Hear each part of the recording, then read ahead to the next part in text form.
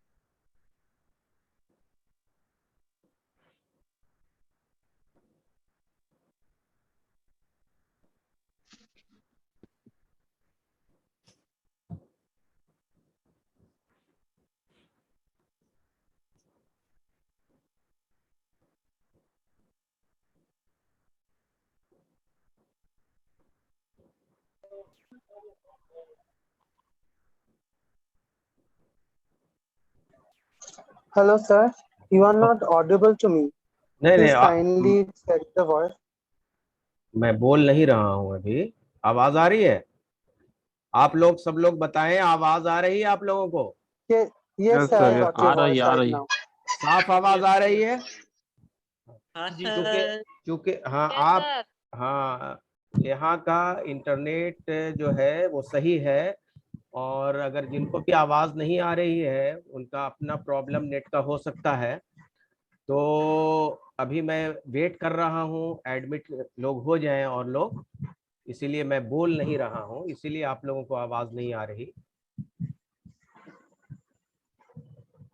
और आप लोग से गुजारिश है कि आप लोग अपने आप को अनम्यूट ना करें, अपने आप को अनम्यूट ना करें।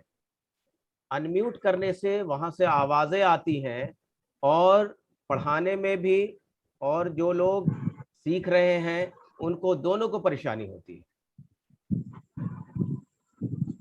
इसलिए आप लोग अपने आप को म्यूट कर दें।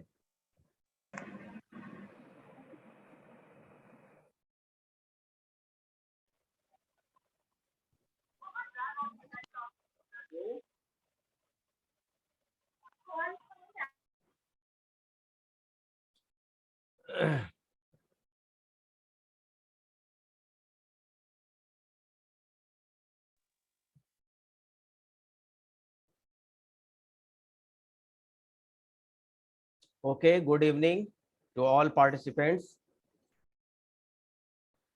आज according to schedule, according to routine, आज एक्विजिशन मॉड्यूल आप लोगों को बताया जाएगा।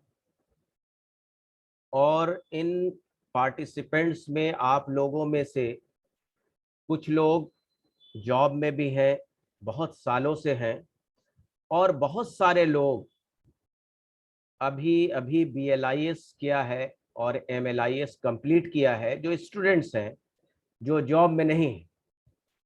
तो मैं एक्विजिशन क्या है ये भी सबसे पहले आप लोगों को या आप लोगों में से कुछ को मैं बता देना चाहता हूं, उसके बाद मैं मॉड्यूल की तरफ बढ़ूंगा। एक्विजिशन मॉड्यूल क्या है, या एक्विजिशन सेक्शन क्या है, या एक्विजिशन क्या है, जिसे हम हिंदी में अधिग्रहण, अर्जन भी कहते हैं। किताबों को पुस्तकालय में लाना, पुस्तकालय में लाना। अब पुस्तकालय में जो किताबें आती हैं वो कई मोड में आती हैं, MODE, मोड, कई मोड में आती है। ये मोड क्या है? तो पहला जो सबसे ज्यादा किताबें जो आती हैं वो मोड है परचेजिंग, सब्सक्रिप्शन, यानी कि खरीद करके किताबें आती हैं, परचेज होकर किताबें आती हैं, सब्सक्रिप्शन होता है, सब्सक्रिप्शन होता है उसका। दूसरा जो मोड है वो गिफ्ट में आता है, डोनेशन में आता है, यानी कि किसी ने आपको फ्री में गिफ्ट दिया, दूसरा मोड।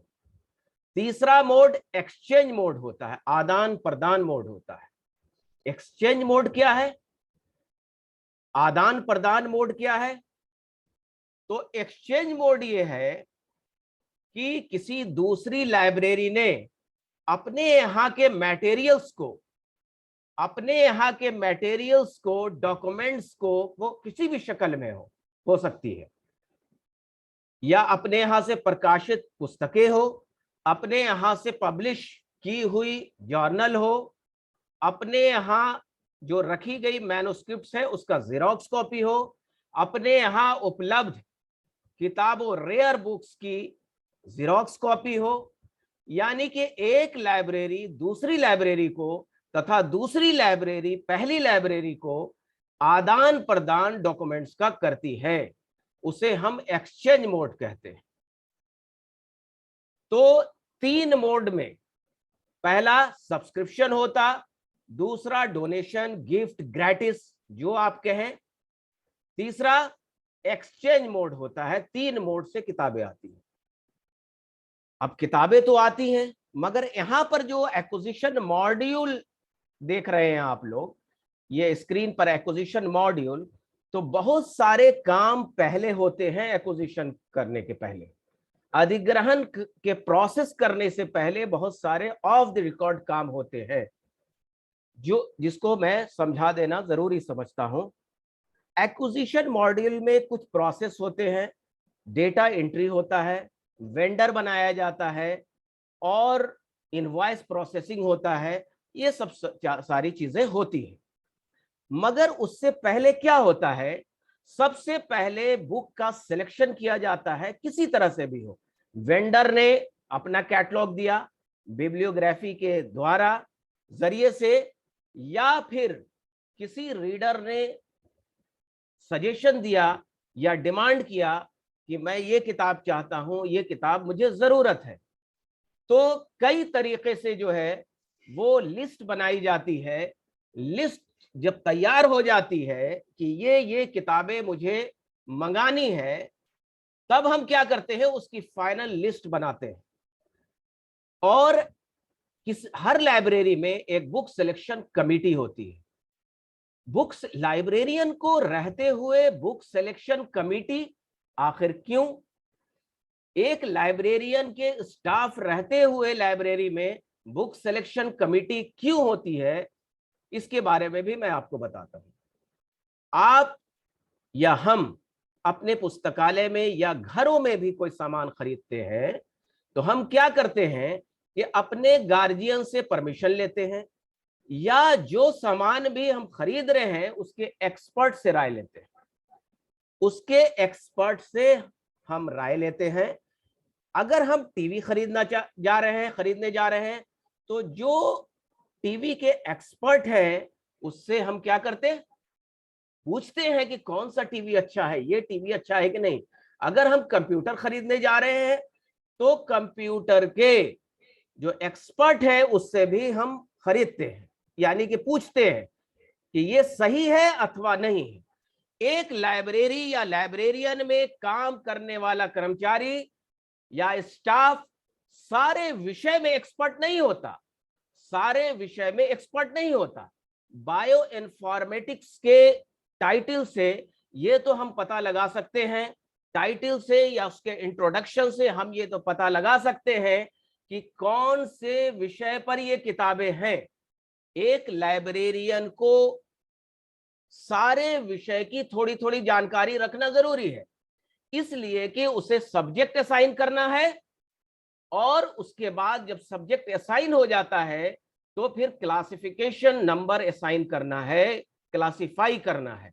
मगर कौन सी किताबें, हम फिजिक्स नहीं जानते, हम ज्यादा एक्सपर्ट नहीं हैं, अगर हम बायो इन्फॉर्मेटिक्स में, बायोटेक्नोलॉजी में एक्सपर्ट नहीं हैं, तो हम ये नहीं पता लगा सकते कि ये किताबें जो हैं वो सही है कि नहीं। मार्केट में बहुत सारी किताबें हैं।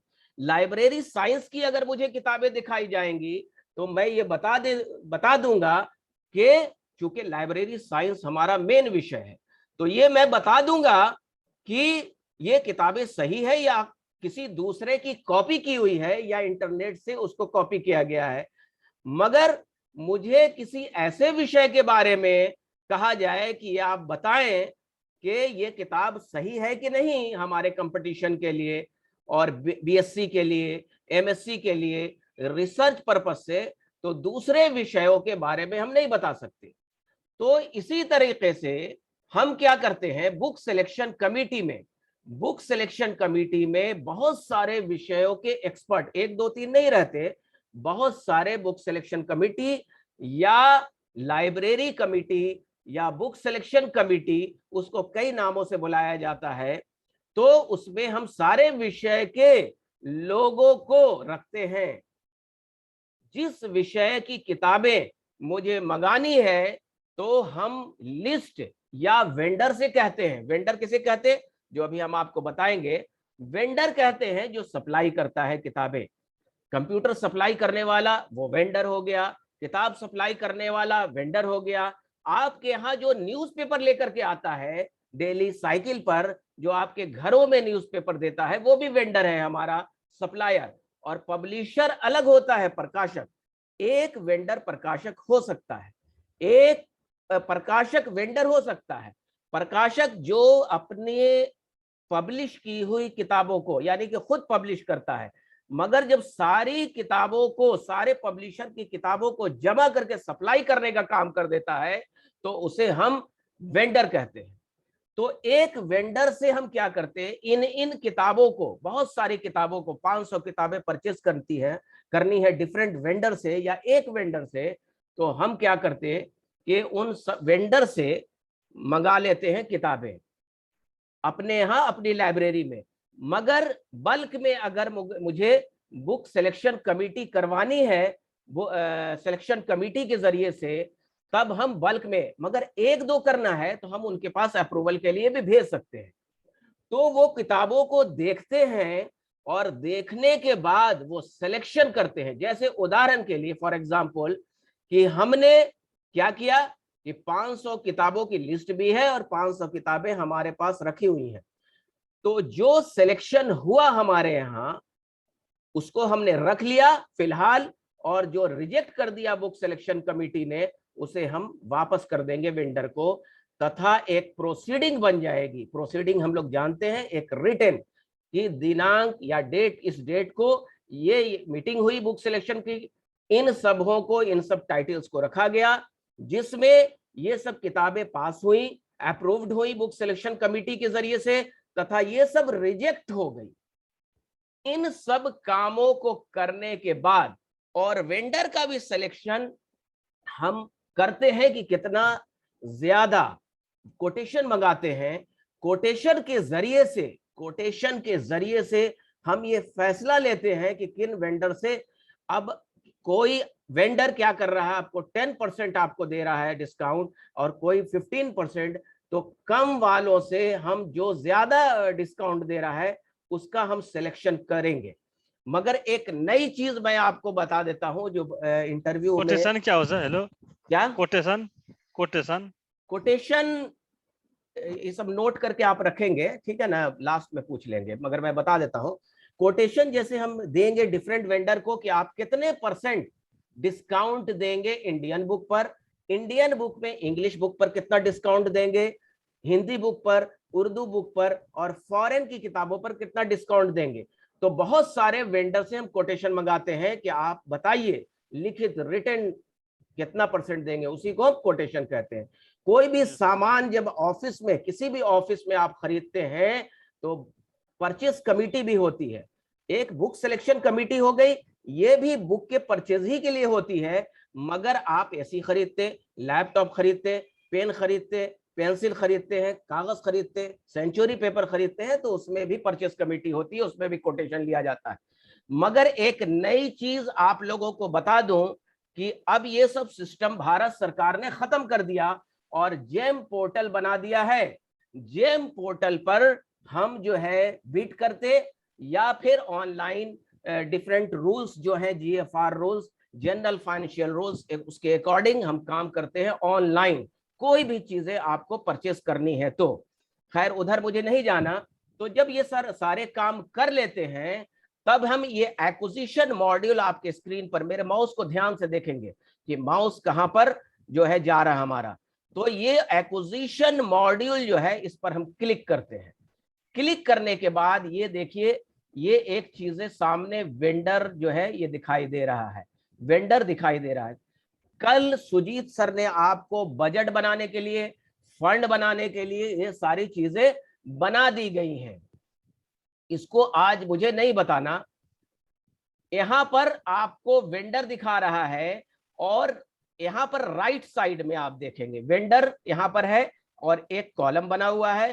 राइट साइड में आप देखेंगे सर्च बटन है और ऊपर में जो हमारा माउस देखिए, माउस में न्यू वेंडर है, नया वेंडर बनाने का, यानी कि वेंडर्स के डेटा को, उसका नाम, उसका एड्रेस वगैरह जो है हम उसको एंट्री करते हैं। तो पहले हम ये देख लेंगे कि जिस वेंडर से हम खरीदारी करने जा रहे हैं, जिसने कोटेशन कम दिया है, वो हमारे डेटाबेस में बना हुआ है या नहीं बना, हमारे डेटाबेस में बना हुआ है या नहीं बना हुआ है। अजय, अजय आप अनम्यूट क्यों हो गए? अजय,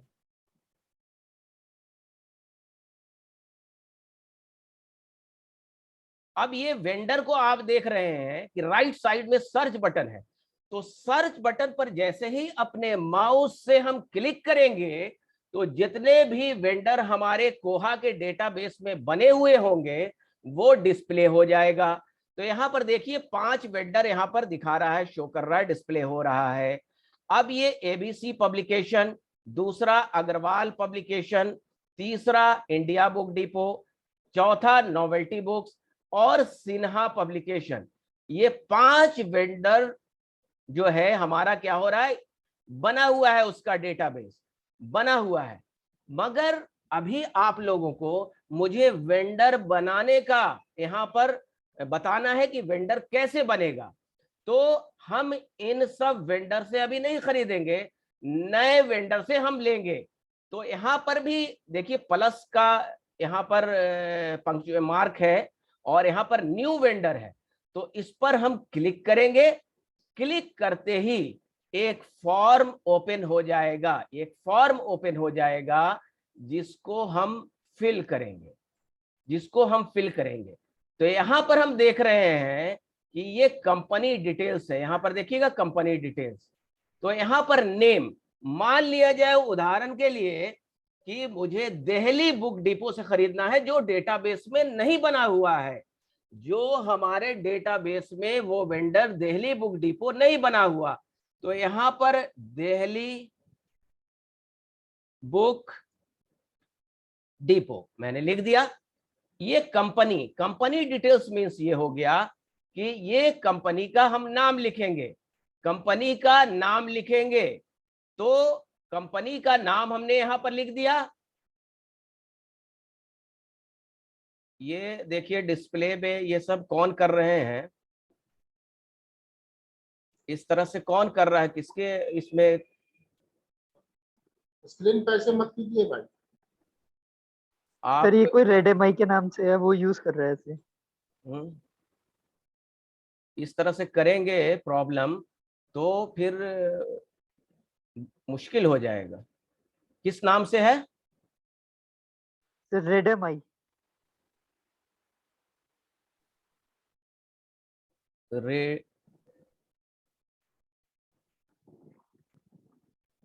रियलमी के नाम से, रेडमी ना है, बोला सर, रेडमी कर रहे हैं। नहीं दूसरा कोई नाम बोला सर। रियलमी है, वो छोड़िए से आगे बढ़िए हाँ सर। चलिए। अब पोस्टल एड्रेस यहां पर देंगे हम, पोस्टल एड्रेस, यानी कि जिस जगह पर, जिसको कॉरस्पॉन्डेंस एड्रेस भी कहते हैं, जहां पर आपका डेटा जाता है। तो मान लिया जाए उदाहरण के लिए दरियागंज है, तो दरियागंज दिल्ली इत्यादि, यानी कि यहाँ पर पूरा एड्रेस हम जो है यहाँ पर दे देंगे। यहाँ पर उसका किसका एड्रेस दे रहे हैं, तो कंपनी का एड्रेस दे रहे हैं, कंपनी का डिटेल्स दे रहे हैं, पोस्टल एड्रेस। और यहाँ पर अगर कुछ उसका परमानेंट एड्रेस है, फिजिकल एड्रेस जहां पर एग्जिस्ट कर रहा है, तो उसका भी एड्रेस। कभी कभी दोनों एड्रेस एक भी हो सकता है, तो यहाँ पर 2 एड्रेस देने का प्रोविजन यहाँ पर दिया गया है। उसके बाद यहाँ पर आप देखेंगे कि फोन नंबर, तो जो भी मैं इमेजिनरी लिख रहा हूं, काल्पनिक फोन नंबर मैं लिख रहा हूं, ये भी फोन नंबर आपका दिल्ली बुक डिपो का है। तो दिल्ली बुक डिपो का मैंने क्या किया, फोन नंबर यहां पर दे दिया, यहां पर दे दिया। अब फैक्स पहले हुआ करता था, फैक्स मशीन हुआ करता था। आप लोगों ने में से बहुत लोगों ने देखा भी होगा कि हम जो आज ईमेल के जरिए से अपने लेटर्स को स्कैन करके मेल के जरिए से अटैच करके भेजते हैं, सेंड करते हैं, उसी तरह से एक मशीन और उसके नंबर हुआ करते थे, जो बीएसएनएल और एमटीएनएल पहले प्रोवाइड किया करता था। जैसे दिल्ली का कोड 011 है, उसके बाद जो भी नंबर होगा वो इस तरह से नंबर हुआ करता था। उस नंबर से दूसरे नंबर पर हम जो भेजा करते थे, तो उस तरह से वो वहां वो लेटर प्रिंट होकर के निकल जाया करता था। तो ये हम नंबर अगर होगा, इस वेंडर का नंबर अगर होगा तो हम देंगे, अथवा नहीं देंगे, छोड़ देंगे। अब ये वेबसाइट, अगर आपका वेबसाइट इसका है तो हम यहाँ पर HTTPS करके हम यहाँ पर लिख देंगे :/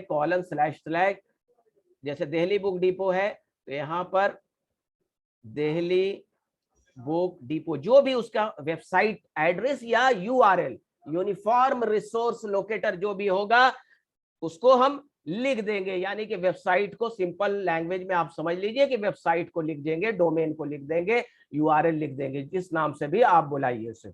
अब इसका अकाउंट नंबर, यानी कि अकाउंट नंबर क्या, अकाउंट नंबर बैंक का अकाउंट नंबर। और आजकल जो पेमेंट पहले चेक से पेमेंट हुआ करता था, उसके बाद ऑनलाइन पेमेंट किया जाने लगा। अब PFMS के द्वारा, PFMS गवर्नमेंट ऑफ इंडिया ने PFMS कर दिया है, जैसे मैंने जेम बताया आपको उसी तरह से PFMS के द्वारा ऑनलाइन पेमेंट किया जाता है। तो उसके द्वारा हम पेमेंट करते हैं आजकल, मगर यहाँ पर अकाउंट नंबर देने का प्रोविजन है बैंक के अकाउंट का, तो वहां पर हम दे देंगे। उसके बाद हम देख रहे हैं कॉन्टैक्ट डिटेल्स। अब कॉन्टैक्ट डिटेल्स, ये क्या, कॉन्टैक्ट नेम क्या है? कॉन्टैक्ट नेम ये है कि हम उस वेंडर से, किस आदमी से, बहुत सारे स्टाफ होते हैं एक वेंडर के पास, एक शॉप वाले के पास, मगर हम किस आदमी से कांटेक्ट करेंगे। मान लिया जाए उदाहरण के लिए कि संतोष कुमार है, एक वहां मैनेजर है या फिर सेल्स में है या फिर ऑनर है, तो उनसे उनका नाम लिखेंगे हम और उनके पोजीशन क्या है। अगर वो मैनेजर है तो मैनेजर लिखेंगे, अगर वो ऑनर है तो ऑनर लिखेंगे। यानी कि उस जगह पर, उस वेंडर के स्थान पर, उस शॉप में उनका पोजीशन क्या है, वो हम उनका पोजीशन, पोस्ट जिसको कहते हैं, वो देंगे। उसके बाद ये फोन नंबर जो है, तो ये वेंडर का फोन नंबर नहीं देना यहाँ पर उस आदमी का, उस कांटेक्ट पर्सन का जो ऑनर है या मैनेजर है या सेल्स में है, उनका नंबर देना है। अगर इनका कोई अल्टरनेटिव फोन नंबर है तो दे दिया, या फिर हम छोड़ देंगे। उसी तरह से उनका फैक्स नंबर है, ईमेल है। कनेक्शन कट गया था। हेलो, हाँ बोलिए sir, kindly repeat for just once, आपका कनेक्शन कट गया था, थोड़ा सा वॉइस मुझे नहीं सुनाई था। अभी सुनाई दे रहा है आपको? हाँ सर, सुनाई दे। काइंडली वो कांटेक्ट नंबर का थोड़ा सा अगर बता दे तो बहुत अच्छा होगा। ओके, बता रहा हूँ मैं। कॉन्टैक्ट मतलब कि एक आदमी, आप किसी शॉप पर जाते हैं, किसी भी शॉप पर, तो देखते होंगे बहुत सारे स्टाफ होते हैं। तो बुक के जो वेंडर होते हैं वो भी बहुत सारे वहाँ स्टाफ होते हैं। तो हम सब लोगों से तो कांटेक्ट करेंगे नहीं, कोई लाइब्रेरी या ऑफिस जो है किसी एक आदमी से कांटेक्ट करेगी या 2 आदमी से कांटेक्ट करेगी। तो उसके नाम, तो या तो वो ऑनर भी हो सकता है, या फिर मैनेजर भी हो सकता है, या फिर सेल्स बॉय भी हो सकता है। तो उस आदमी का नाम मैंने यहाँ पर लिखाया कि मुझे सिर्फ ऑनर से कांटेक्ट करना है। तो संतोष कुमार, मैंने ऑनर जो है उनका नाम दिया, और यहाँ पर उनके पोजीशन मतलब पोस्ट कहें, या वो पोजीशन किस पोजीशन में है, ऑनर है, मैनेजर है, सेल्स में है, क्लर्क है, किस पोस्ट पर है। तो वहां पर मैंने ऑनर दे दिया। उनका फोन नंबर मैंने यहाँ पर लिखा, ये वेंडर का फोन नंबर नहीं है, इनका पर्सनल फोन नंबर लिखा। फिर उनका अल्टरनेटिव कोई फोन नंबर है तो वो फोन नंबर देंगे। फिर फैक्स, अगर उनका पर्सनल है तो देंगे, और यहाँ पर पर्सनल आईडी जो है वो यहाँ पर देंगे, जो भी रहेगा। ईमेल आईडी तो मैंने अपना फिलहाल लिख दिया है। तो ये, उसके बाद नोट्स और रिमार्क्स, 2 चीजें ऐसी होती हैं, नोट्स और रिमार्क्स 2 चीजें ऐसी होती हैं कि जिसका कॉलम नहीं आपको बना हुआ है, इसमें कोई जरूरी नहीं है कि सॉफ्टवेयर जब डेवलप हो सारे चीज का कॉलम दिया जाए, मगर जो ऐसी चीजें जिसके कॉलम नहीं बने हुए हैं और उस कॉलम, आपको वो इंफॉर्मेशन देना जरूरी है। उसके कॉलम नहीं बने हुए हैं और उसका इंफॉर्मेशन देना जरूरी है, तो आप यहाँ नोट्स में लिखा। आप कैटलॉग भी बनाते हैं तो एक्स्ट्रा इंफॉर्मेशन को नोट्स में लिखते हैं, bibliographical notes, index notes, journal notes इत्यादि बहुत है, वो कैटलॉग में मैं बताऊंगा। उसके बाद अगर है तो लिखेंगे। अब देखिए ये चार चीजें हैं, चार चीजें जो है, primary acquisition contact, primary serial contact, contact about late order, contact about late issue. ये आदमी जो संतोष कुमार है, इसको, इससे हम किस चीज के लिए कांटेक्ट करेंगे, किस चीज के लिए कांटेक्ट करेंगे? क्या प्राइमरी एक्विजिशन यानी कि एक्विजिशन का काम जो कर रहे हैं, तो क्या शुरुआत में जो कांटेक्ट करेंगे उसके लिए एक्विजिशन, प्राइमरी एक्विजिशन कांटेक्ट के लिए है तो उस पर टिक कर देंगे। या primary serial contact, magazine journal, serial में जर्नल, जर्नल जो आप खरीद रहे हैं तो उसके लिए हम कांटेक्ट करेंगे। या फिर कांटेक्ट अबाउट लेट ऑर्डर, आपने जो ऑर्डर दिया है वो लेट आ रहा है तो उसके लिए कांटेक्ट करेंगे। जैसे आप कोई टीवी खरीदते हैं या कंप्यूटर खरीदते हैं, तो आपके पार्ट्स खराब हो गए तो आप कहीं दूसरी जगह कॉल करेंगे, आपके कुछ छोटे मोटे प्रॉब्लम है तो दूसरी जगह कॉल करेंगे। तो इस तरह से जो है हम किसके लिए इस आदमी से कांटेक्ट करेंगे, तो आप या तो इसको ब्लैंक छोड़ दें या सब पर टिक कर दें, या फिर एक्विजिशन के लिए कर रहे हैं तो इस पर कर दें। तो ये कोई मैंडेटरी नहीं है। गैलेक्सी A12 आप जो है अपने आप को म्यूट कर लें, म्यूट कर लें। तो इसको सब भी चेक बॉक्स पर क्लिक कर सकते हैं, टोटल भी, और छोड़ भी सकते हैं, इस पर छोड़ भी सकते हैं। अब देखिए आप नीचे जब आएंगे, तो नीचे जब आते हैं तो ऐड अनदर कॉन्टैक्ट है, ऐड अनदर कॉन्टैक्ट है। तो दूसरे आदमी भी अगर उस वेंडर के पास है, दूसरा भी कोई बंदा है, तो आप ऐड अनदर कॉन्टैक्ट पर जैसे ही क्लिक करेंगे इस तरह से, तो देखिए आपका क्या होगा कि एक उसी प्रकार का फॉर्म यहां पर खुल जाएगा, सेम फॉर्म खुल जाएगा। तो आप दूसरे आदमी का नाम लिख करके, मैनेजर रहे या आप जिस चीज के लिए, लेट ऑर्डर के लिए मान ले कि आप इसको कांटेक्ट तो क्लिक कर सकते हैं इत्यादि। इसको अभी फिल कर हम नहीं करेंगे फिलहाल। अब आगे आ जाएं, ये देखिए बहुत सारे आपको ये बना करके दिखाया था सुजीत सर ने, डॉलर, पाउंड, रियाल जो भी बना सकते हैं, मगर चूंकि इंडिया है तो INR, इंडियन रुपीस को मैंने एक्टिव करके रखा हुआ है। इंडियन रुपीस को जिस देश में भी जो करेंसी रहेगी उसी को एक्टिव करके रखेंगे।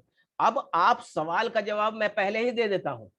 आपका सवाल होगा कि फॉरेन बुक है, तो फॉरेन बुक को हम डॉलर में पेमेंट करते हैं, डॉलर में पेमेंट करते हैं, तो जो लाइब्रेरी का कायदा है कि उसको इंडियन रुपीस ही में कन्वर्ट किया जाता है, और ऑफ द रिकॉर्ड आप उसको कन्वर्ट कर लेंगे या वेबसाइट पर देख लेंगे और इंडियन रुपीस में यहां पेमेंट करेंगे।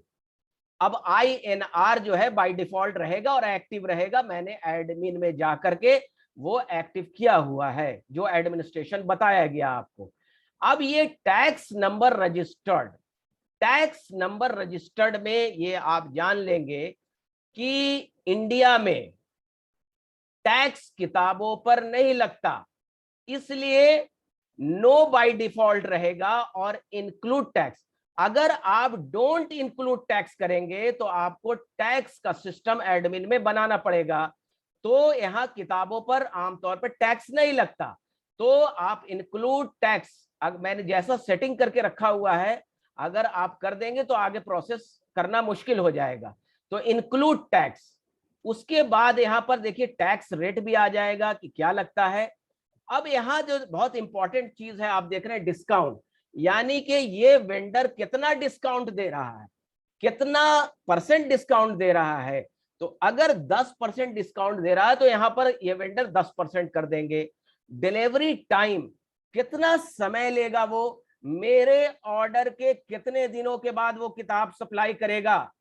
डिलीवरी टाइम क्या है, तो 5 दिनों के अंदर आप किताब सप्लाई कर दीजिए। तो 5 डेज मैंने दिया। और एक चीज और, डिस्काउंट में जो है, डिस्काउंट में अगर आप ब्लैंक भी छोड़ देंगे तो भी आगे एक्विजिशन मॉड्यूल में डिस्काउंट देने का प्रोविजन है। अगर आपने 10% डिस्काउंट यहां पर दे दिया और आगे वेंडर ने कहा कि नहीं हम 5% देंगे या 15% देंगे, तो आगे भी प्रोविजन एक्विजिशन में बदलने का। जब आप वेंडर को सिलेक्ट करेंगे तो वेंडर को जब सिलेक्ट करेंगे तो वहां पर भी ये डिस्काउंट को बदलने का प्रोविजन दिया हुआ है, बदलने का प्रोविजन दिया हुआ है। डिलीवरी टाइम मैंने बता दिया। उसके बाद ये नोट्स है।